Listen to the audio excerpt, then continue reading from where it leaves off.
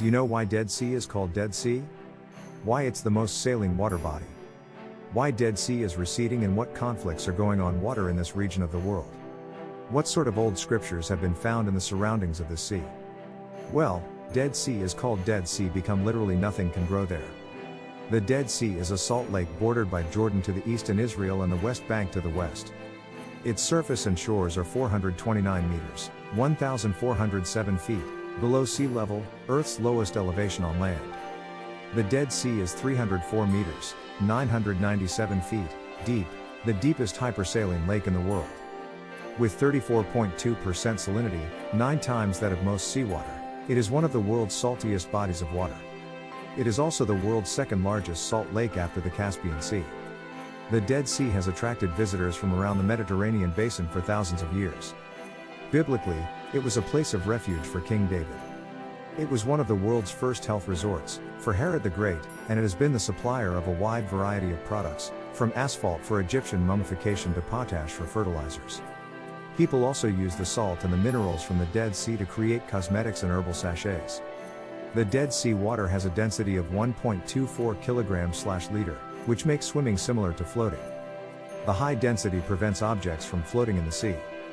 The salts and other minerals from the Dead Sea have been used for health purposes since ancient times, and people still use them in modern times. The Dead Sea is 1,412 meters, 4,638 feet, deep, making it the deepest hypersaline lake in the world. The average salinity of the Dead Sea is 34.2%, which is 9 times that of most seawater. The salinity increases from north to south, and at the southern end of the sea, it is almost twice as salty as at the northern end. The Dead Sea is bordered by Jordan to the east and Israel and the West Bank to the west. The Jordan River runs into the Dead Sea from the north, and the outflow of the Dead Sea is the Jordan River. The Dead Sea is 69 meters, 227 feet, below sea level, making it the lowest point on land. The Dead Sea has a warm, dry climate. The average annual temperature is 22.6 degrees Celsius, 72.7 degrees Fahrenheit, and the average annual precipitation is 60 millimeters, 2.4 in. The Dead Sea is one of the world's most saline bodies of water. It is in a location which has been called Cradle of Civilization. So, many ancient artifacts have been found next to Dead Sea, e.g. Dead Sea Scrolls. The Dead Sea Scrolls are a collection of ancient Jewish texts that were discovered in the 1940s in the Qumran caves near the Dead Sea. They are considered to be some of the most important archaeological discoveries of the 20th century. The scrolls are mostly in Hebrew, with some in Aramaic and Greek. They include texts from the Hebrew Bible, as well as a number of other religious texts. The Dead Sea Scrolls have been the subject of intense scholarly debate. Some scholars believe that they were written by a group of Jews known as the Essenes, while others believe that they were written by other groups, such as the Sadducees or the Zealots. The scrolls were first discovered in 1947 by a Bedouin shepherd boy named Muhammad Dib. Since then, thousands of scrolls have been found in the Qumran caves. The River Jordan is one of the most significant rivers in the world. It is the main river in the Holy Land and has been a key factor in the development of civilization in the region. The Jordan River is also a major source of water for Israel and Jordan. The river is approximately 1,000 miles long and flows from the Sea of Galilee in northern Israel to the Dead Sea in southern Jordan. The Jordan River is considered to be one of the world's most polluted rivers.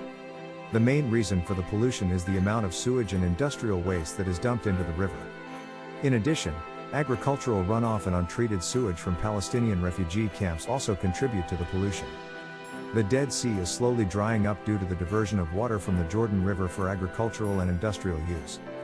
The lake has lost about a third of its surface area since the early 20th century. If the trend continues, the Dead Sea could completely dry up within a century. There has been already deadly disputes fought among nations of the region in which we undermine the water question. Water is not necessary to life but rather life itself, the French poet and aviator Antoine de Saint-Exupéry wrote on the base of his vast experience in arid countries. Observation highlights a fundamental of Middle East politics that has lately been forgot by nearly everyone except Israel and its neighbors.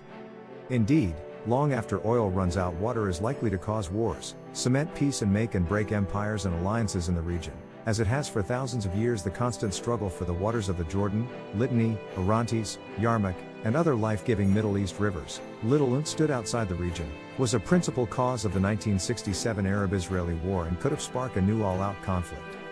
It is also a major aspect of the Palestinian question and of struggle over the future of the West Bank. Since 1947, many an attempt has been made to write peace documents or draw new ceasefire agreements between Israel and its neighbors. Each time, the water question has helped block agreement. While the need for a rational, overall water sharing scheme steadily grows more apparent, it seems less attainable as water issues are aggravated by political tensions and by the fact that, while its neighbors' consumptions are rapidly rising, Israel is still consuming roughly 5 times as much water per capita as each of its less industrialized and less intensively farmed neighbors. To combat this challenge, a number of solutions have been present, like bringing a canal from the Red Sea. The plan has been around for decades, but has not gotten off the drawing board due to its large scale and costs.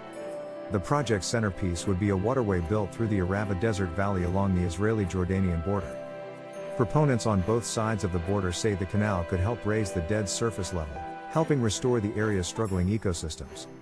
And given the canal's substantial elevation drop from sea level to shoreline, its waters could likely be harnessed for hydroelectricity, powering desalination plants that would provide new fresh water for the region. Dead Sea is a question mark on the collective conscious of humans that how anthropogenic forces are shaping the future of the world and how everything will be carved out in the future in terms of climate change and human greed to thrive on the expense of nature.